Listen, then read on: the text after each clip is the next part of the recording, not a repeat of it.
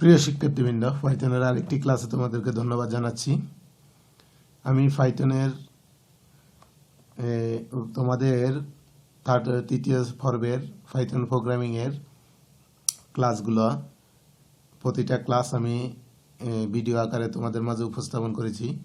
তোমরা আমার এই চ্যানেলটি টিউটোরিয়াল চ্যানেলটিতে তোমরা গিয়ে ওই ভিডিওগুলো দেখে নিতে পারো।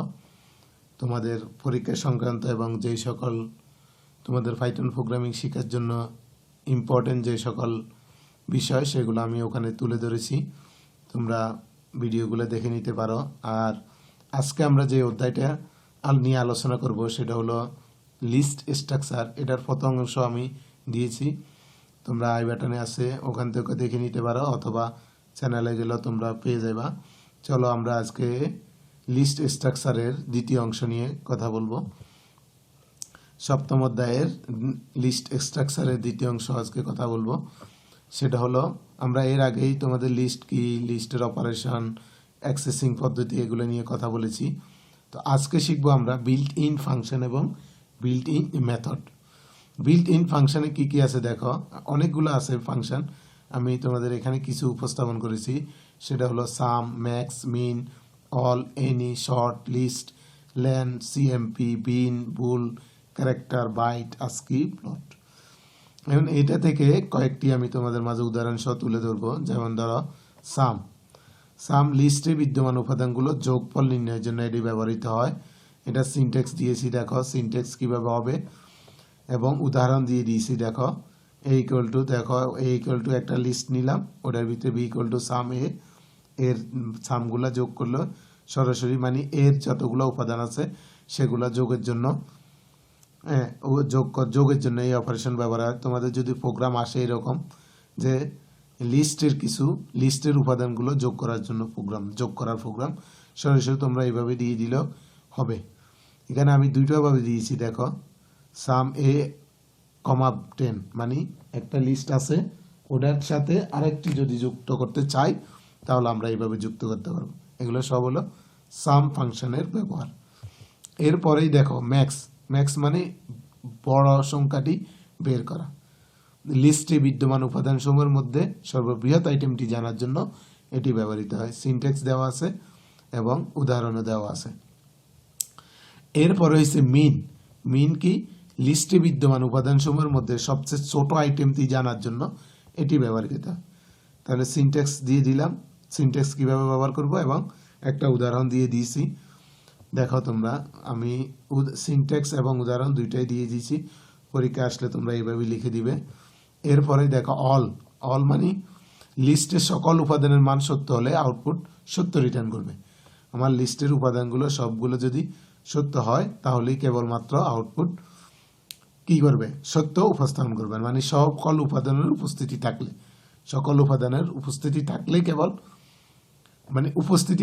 কেবল ট্রু রিটার্ন করবে। যেমন এ ইকুয়াল টু একটা লিস্ট দিলাম, বি ইকুয়াল টু অল এ, মানে আমি বিতে দেখতে চাচ্ছি যে এখানে উপাদানের উপস্থিতি আছে কিনা, থাকলে আমাকে ট্রু রিটার্ন করবে।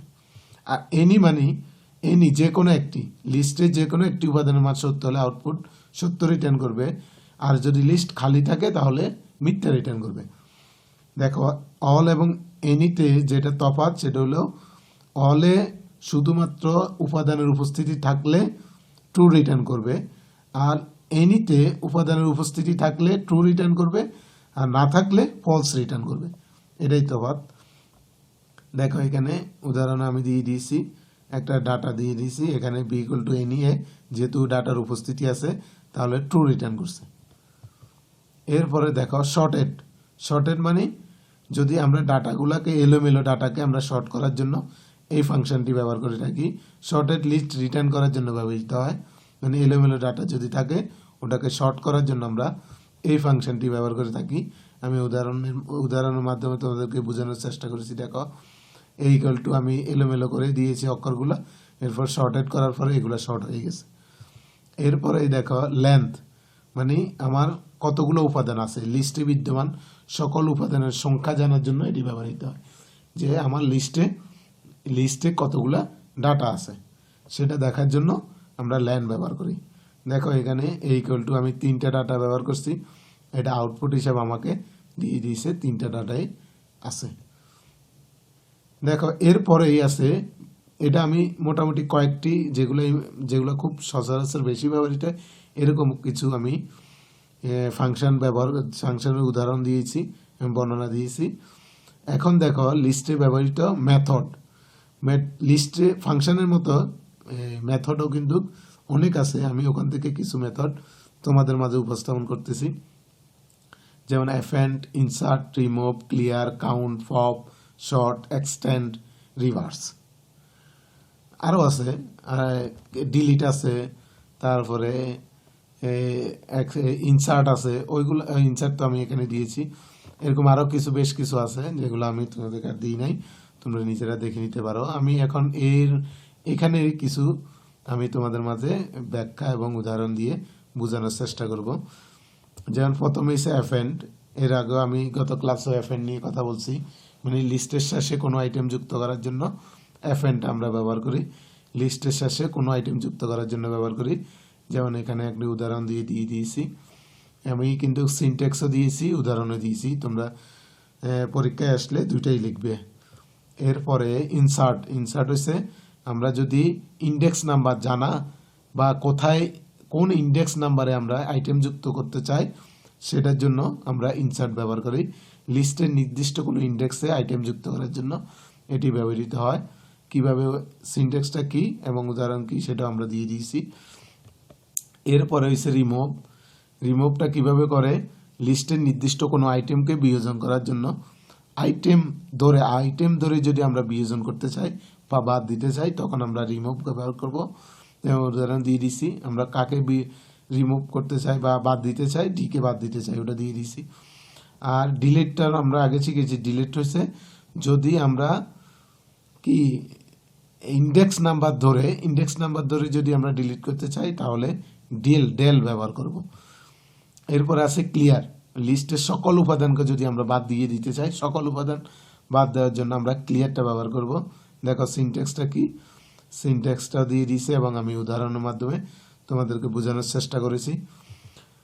এরপর আছে কাউন্ট, কতগুলো ডাটা আছে সেটা গণনার জন্য কাউন্ট ব্যবহার করা হয়। একটা লিস্টে বিদ্যমান আইটেম সংখ্যা গণনার জন্য এটা ব্যবহার করা হয়। যেমন এখানে কয়টা ডাটা আছে, 4টা ডাটা আছে, এই ডট কাউন্ট দিয়ে কতগুলো ডাটা আছে সেটা আমাদেরকে আউটপুট হিসেবে দেখিয়ে দিয়েছে। এরপর আছে পপ মানে কি, একটি লিস্ট থেকে নির্দিষ্ট ইন্ডেক্সের আইটেমকে রিমুভ করার জন্য পপ ব্যবহার করা হয়। মানে যদি আমরা ইন্ডেক্স ধরে ডাটা রিমুভ করতে চাই, আমরা ইন্ডেক্সের ডাটাকে রিমুভ করব। আমরা ডাটা বা আইটেমটা আমরা কি সেটা না ধরে আমরা যখন ইন্ডেক্স নাম্বার ধরে বাদ দিতে চাইবো তখন পপ ব্যবহার করব। দেখো আমি সিনট্যাক্সও দিয়ে দিয়েছি, তারপরে উদাহরণও দিয়ে দিয়েছি। এরপরে দেখো একটা আমি প্রোগ্রাম দিয়েছি তোমাদের, সেটা হচ্ছে কতগুলো সংখ্যা নিয়ে তাদের যোগফল বের করার জন্য প্রোগ্রাম। এবং লিস্টে আমি কতগুলো সংখ্যা নিয়ে নিয়েছি সেগুলোকে আমরা দিছি সাম ইকুয়াল টু 0। প্রথমে যেহেতু যোগ করব, যোগে প্রথমে যেটাকে করব সেটা আমরা 0 করে নিছি। এরপরেই আমি লুপ চালালাম একটা, কেন, আমি ডাটাগুলো নিব এই জন্য। এখন লিস্টে যে ডাটাগুলো আছে একটা একটা করে নিব। আমরা আগেই বলেছি লিস্টের কিন্তু ইন্ডেক্সিং শুরু হয় 0 থেকে। তো for i initialization in a থেকে নিবে কি 0 ডাটা নিবে, 1 ডাটা নিবে, 2 ডাটা নিবে, 3 ডাটা, এইভাবে প্রত্যেকটা ইন্ডেক্সের ডাটাগুলো নিয়ে সে যোগ করবে। Sum equal to sum plus a কেন, এর যে ডাটাগুলো আছে একটা একটা করে সে নিবে। নেওয়ার পরে সরি এখানে এ হবে না, এখানে আই হবে, এ হবে না, এখানে আই হবে, সাম প্লাস আই ডাটাগুলো সে নিয়ে একটা একটা করে ইনিশিয়ালে নিয়ে সে যোগ করবে। এবং প্রিন্ট সাম, এটা সাম ইকুয়াল টু শুধু সামটা দিয়ে দিলাম, দিয়ে যোগটা বের করব। প্রিয় শিক্ষার্থীবৃন্দ এখানে কিন্তু সাম প্লাস আই হবে, এ হবে না, সাম প্লাস আই হবে, যোগ করে যা ডাটা হবে সেটা আউটপুট দেখাবে। তো প্রিয় শিক্ষার্থীবৃন্দ আজকের ক্লাস এ পর্যন্তই, সবাইকে ধন্যবাদ জানাচ্ছি।